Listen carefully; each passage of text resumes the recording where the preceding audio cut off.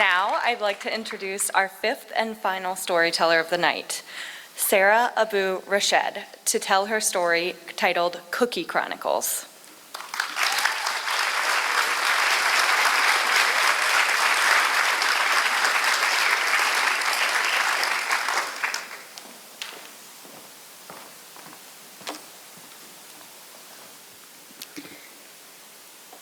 Like all good things, it started with cookies. Well, before the cookies, it started with a stroll. One day after school, my cousin Judy and I took the long way home. We were freshmen in a Columbus City high school. We had just moved to the US only weeks ago, and our parents were expecting us back within 5 minutes from the school bell, because that's how close to it we lived. But we were such rebellious teenagers. Oh, what rebellion. Indeed, we took the long way home, ventured into new alleys, decided it was our time we explored the neighborhood. Other people from the school were walking in front of us, behind us, all around us. But it was then we realized there is one familiar face. Her name was Zulfiya, and she was an international student from Tajikistan. We had just met in class. Zulfiya was so excited to see us outside her door, she waved to us and called over her host mom, Jenny, who was organizing the garage. If you've been to my show, A Map of Myself, you might remember this line. Now, a few things about Jenny. She is white, in her 60s, a Christian, a Republican, and as we'd come to know, a curious and friendly neighbor. And there we were, Judy and I, both young girls, high school freshmen, Arabs, Palestinians who just came from Syria, visibly Muslim, and stumbling over English words. Of course, in addition to nervously checking our watches not to get in trouble with our parents. I kid you not, that first conversation with Jenny outside her door lasted an entire hour. We talked about all things imaginable, from gardening to how bad the war in Syria was, to how long my uncles have been here in the US, to other international students she's hosted before, even our shared trash day schedule. Funny enough, at our house, our moms were cooking and accidentally tipped off the fire alarm. They didn't even realize how late we were. But we told them all about Jenny. And over the next few weeks, we'd frequent the long way more often. We'd started exchanging visits and plates and bags of food with Jenny. And we developed such a friendship, Jenny eventually invited us to her Bible study group. It was a group of older Christian white women who all handed me and my family Bibles to read passages alongside them. If there was the slightest intention of converting us, we didn't know it. And at the time, it didn't feel like it. What came out of it was much more interesting. We were equally compelled to share our own versions of these stories from the Quran. And it was the enthusiasm about something as personal as faith that fueled our conversations and our connection. There was one story in particular we bonded over, the story of Prophet Ibrahim in Arabic. We disagreed on which son he was about to sacrifice, Ismail or Isaac. But we bonded on the story because it is, in fact, the very reason we celebrate our second Eid, Eid al-Adha, the Feast of Sacrifice, which is coming up in less than a month.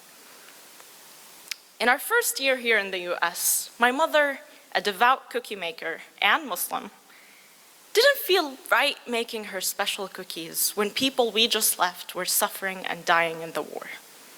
It was a small sacrifice we could make from across the world. And we thought, so what? A skipped holiday or two would be nothing. It was no big deal. But unfortunately, the war kept going on. It is still going on. And we realized that here in exile, there really isn't much to eat, to celebrations, except for prayer and cookies. So my mother eventually went back to making them, and Jenny received many of these bags. The most delicious date-filled and dough-rolled cookies we call ma'ruta, and some we fill with pecans and pistachios, and we call them ma'moul.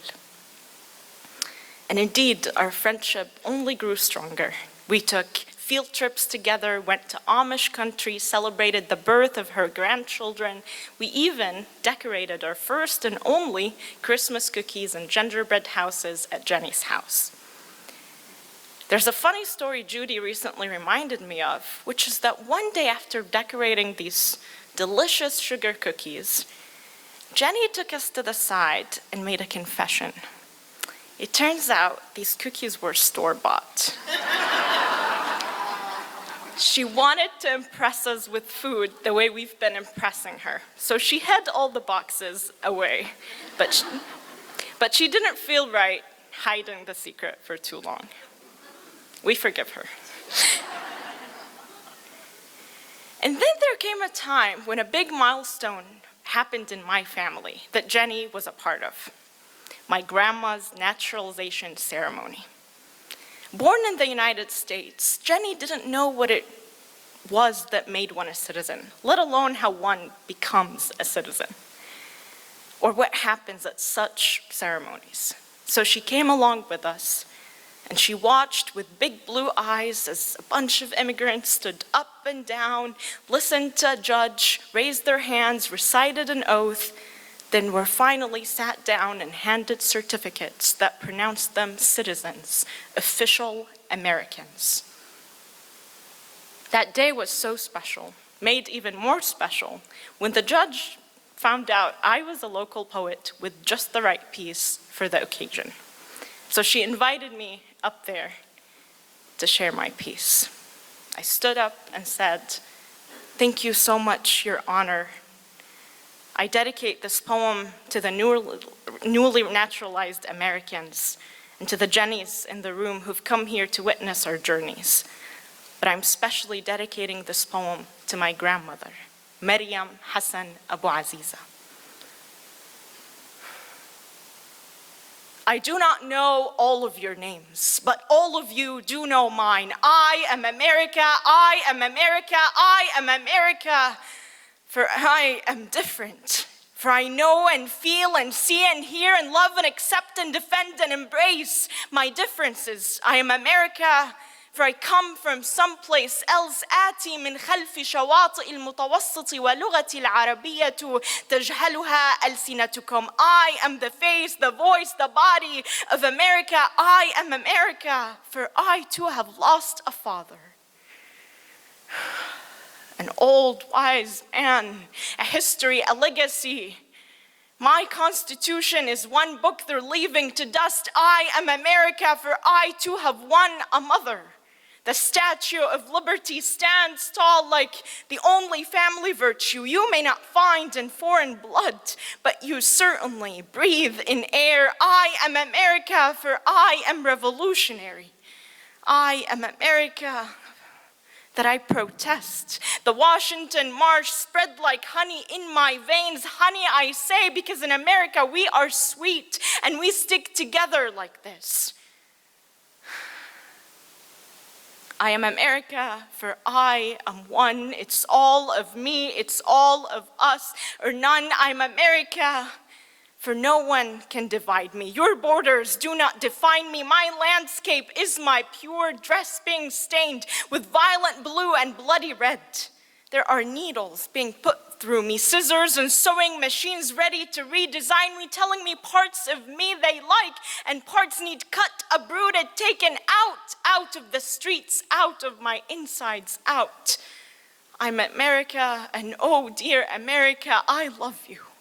Even at times when you do not love me. I grasp onto you even when you denounce me, when you strangle, handcuff me at airports, deport me, prison me, I love you still. And I wear your face, America. I wear your face of 13 stripes and 50 stars, even when you're too scared to look into mine, because I am not ashamed of you. I'm ashamed of what they've made you.